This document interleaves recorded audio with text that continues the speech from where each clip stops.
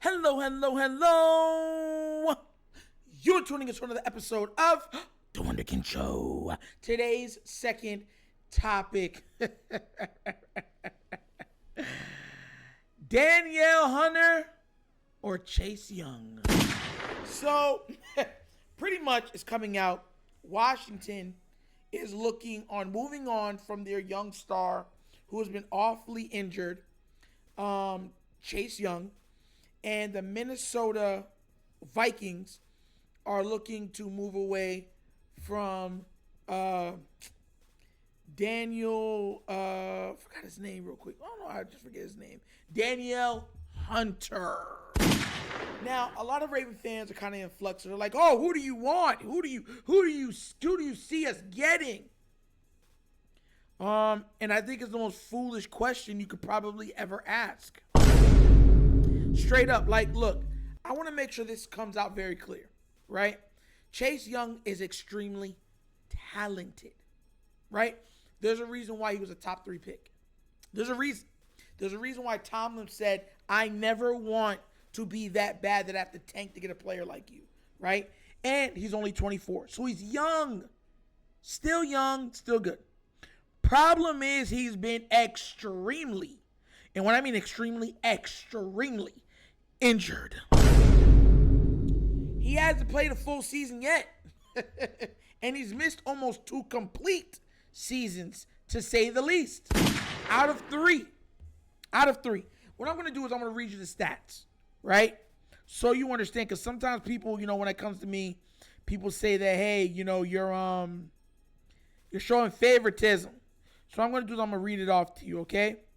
So you understand where I'm coming from. Chase Young, 6'5", 265 pounds, played for the Commanders. 2020, right? 15 games played. He had 32 tackles, 12 assists, 44 combined, 10 tackles for losses, 7.5 sacks, and that was his rookie season, all right? Second season in the league, he played 10 games. 15 tackles, 11 assists, 26 combined, 1.5 sack. That's it.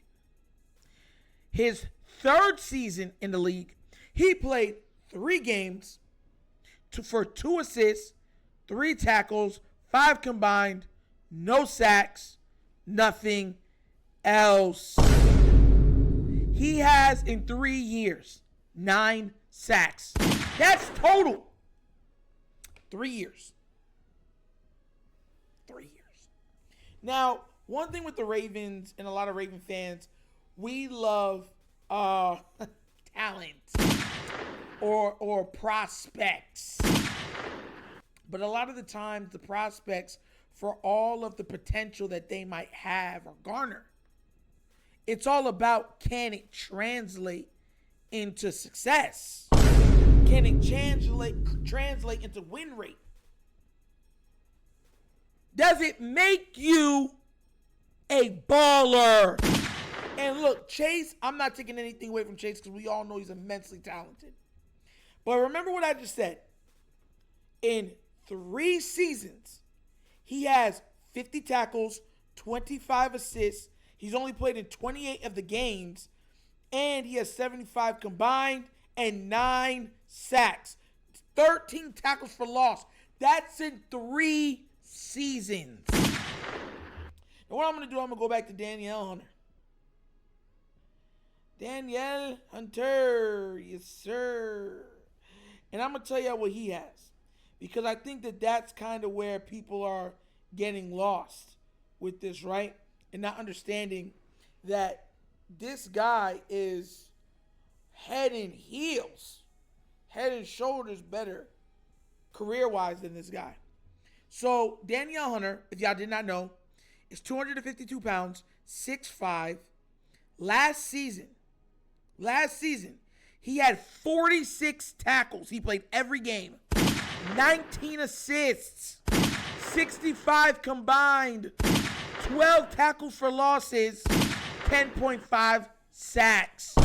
He literally beat Chase Young's entire 3-year career so far in his last season played, which was a down year for him.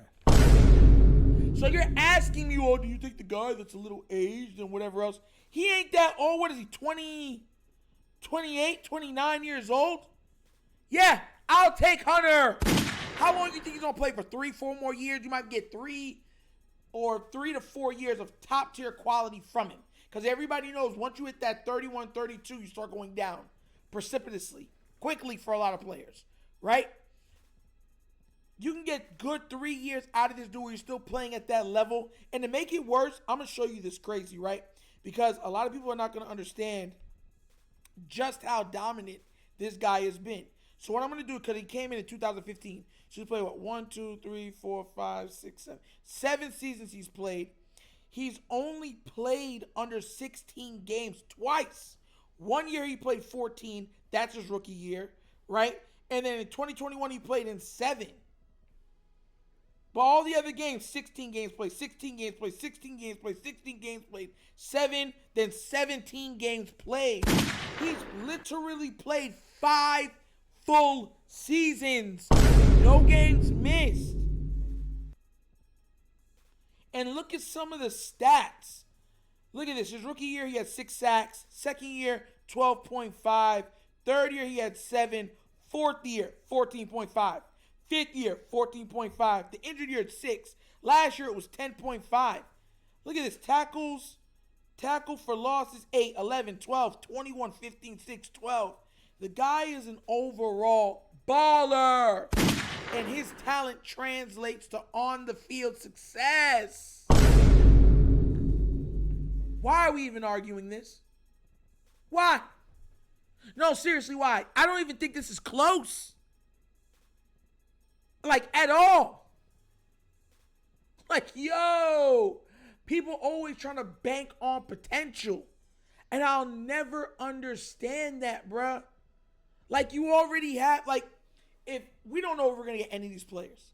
But if you have a choice, you're going to take the guy that's been performing at a high level for years over the young guy that has yet to be able to perform yet. You know what I mean? The people that want Chase Young are the same people that go to these casinos and bet their house and cars on green. They're like, oh, I'll win everything back. I can do this. Put everything on green and bet it. And then, you know what I'm saying? And the potential's there. And then nothing comes to fruition. You know what this reminds me of? Because I love using examples. Y'all ever watched Shark Tale? That the Disney movie, I believe, or Pixar movie. It's one of those kids movies, but with Will Smith playing the fish. And there was a part in the movie where the fish, Oscar, that's his name in the movie, right? He owes these sharks a crap load of money, or this fish crap load of money, and they beat him up, they tag him up. They said, look, if we don't get our money by X amount of Z, we're gonna do you in. You feel me? It's like a blow up fish who works for sharks, right? So the girl who is his like crush, not his crush, but she's been crushing him for years, gives him a pink pearl, right? That pink pearl has been passed down in their family for years. And the potential of the pink pearl is to be worth more than everything that he's gambled and lost. You understand where I'm coming from? So now that would settle all his debts. He gets a clean slate and he can go about his life, right? Do you know what he does? He pulls a Chase Young.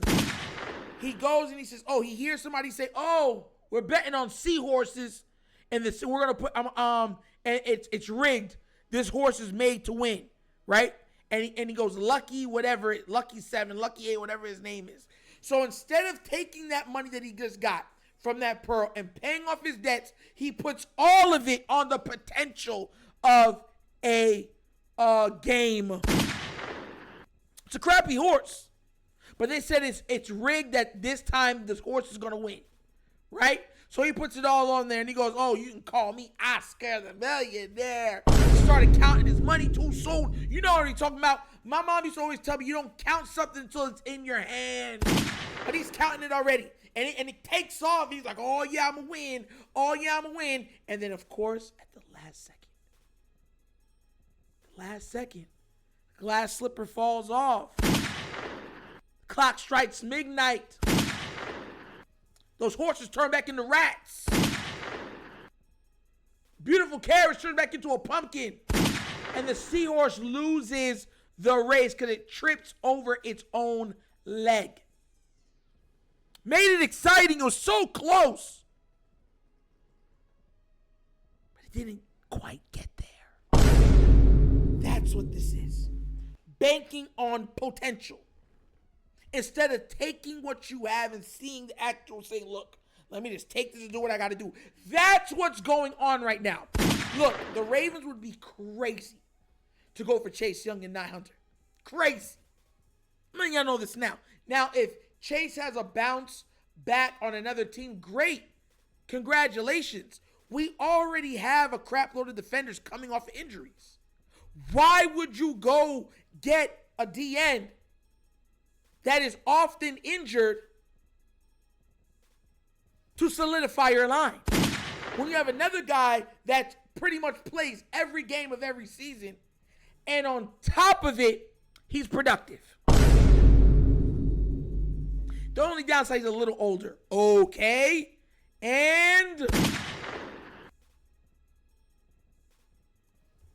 like, bro, let's be real. Be honest. And that's where I'm at with this. Oh, and something I wanted to bring up too before we close for today's second topic. The money that these soccer players are making is absolutely bossa nova. It's ridiculous. It's through the roof. So I was a couple days ago I was looking at it, and it wasn't the Messi deal, because the Messi deal was a lot lower than what he could have gotten, right? But there was a deal that I think Benzema got, and I'm gonna read it to you right now. Oh, Benzema's. That's his name.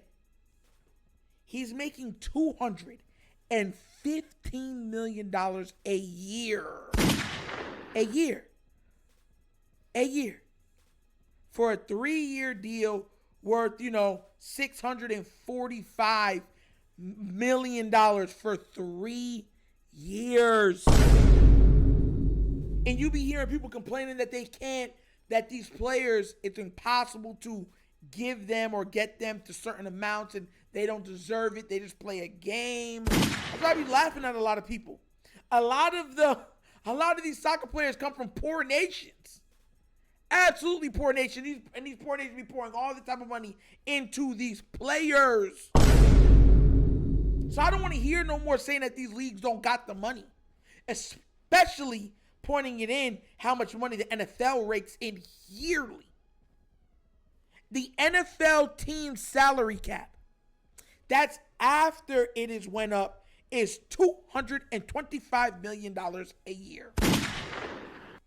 Theoretically, this soccer player is making an NFL, an entire roster per year. You know what the problem is with people? Let me tell you what it is before I close. The problem why people have a problem with other people making a lot of money is because they look at themselves and they say, what are you really going to do with all of that? If I only had a percentage of that, I'd be great. I'd be fine. I'd be wonderful. You got coming from? So it's jealousy. I will never be jealous of another man's success. Never. Happy for you. You did something great. You got paid for it. Great job. That's where I'm at. I don't go there and count another man's money. And I feel like that's a problem a lot of fans have when they're talking about players, quarterbacks, running backs, wide receivers, all these people that are putting their... Because remember, soccer is nowhere near as physical as the NFL. Nowhere near. And they're not even making a tenth of what these players are making. Some of them are making yearly. It's sad. I keep trying to tell people, don't count other people's money. Money's out there. Money is out there to be made. Just got to figure out how to do it. I tell you what, growing up as a basketball player, I ain't gonna lie with you, man. I wish I would have grew up and played baseball or soccer. Straight up, I would have been like, football. I would have been dribbling that ball with my feet. Forget dribbling with your hand, with your feet. Feet would have been hot. They would have called me hot sneakers. You heard of hot wings, hot sneakers, hot feet. I'd have that core smoldering. Shoot. $215 million a year? Think about this real quick. $215 million for 1 year. 1 year of that. You are living like an absolute king for the rest of your life. The rest of your life. This dude's making that in he's making 603 years. Think about some of the golf money. Think about what Tiger turned down. And now they're in there working with Liv. It's crazy. There's money out there to be made, everybody. You just got to figure out a way to get it. Jealousy is not the way. I'm happy for these people. I'm happy for these brothers. Making this money, making generational wealth. It's great. I'll never hate on it. But I thought it would be something to close out with because a lot of people don't seem to know that or understand that. And I'm always one of those people that say, why be jealous? Be happy for them. They earned it. It's not like this is a passed down silver spoon. A lot of these guys have had to work their entire life. A lot of them from poor, extremely poor upbringings. Like when you hear about the story from like Cristiano Ronaldo and stuff like that, when there was nothing to eat and he would wait outside of McDonald's for them to give him free food and stuff. Like when you hear stories like that and they finally get to the mountaintop and people's like, man, they have to all they do is kick a ball. It's like, bro, jealousy is not a pretty thing. It's not cute. Stop being jealous. And that's another episode of The Wunderkind Show. Yes, sir. Thank you all for watching. You know how we get down, jokes and fun. We keep it light. But everything we talk about is rooted in what? Facts and truth. Please do remember, like, subscribe, hit that notification bell, and leave a comment. I do love the comments. Just be respectful. That's all I ask when it's down there because it gets kind of crazy. And we'll have no problems. And if you would like to donate to this channel, to help it grow, to get help with new equipment and stuff like that, bottom of the screen, QR code for CashApp. That's how we do all donations. And you can find that CashApp in the description of every video that we do. And the name of it is The Wunderkind Show. Also, that's up is the Patreon for The Wunderkind Show. If you want extra access, behind the scenes stuff, especially during the regular season, sweepstakes, all those things, extra ability to talk to me, that's how you do it. For $5 a month. That's what it is. It's cheap, it's cool, it's fun, and it gives you a lot. And I know that you guys are going to love the sweepstakes coming up. I know you guys are going to. But I'm going to leave that there. But once again, this is The Wunderkind Show. This your host, Nigel, signing off. And as always, you guys knows my slogan. Peace. And I am out of here. Yer.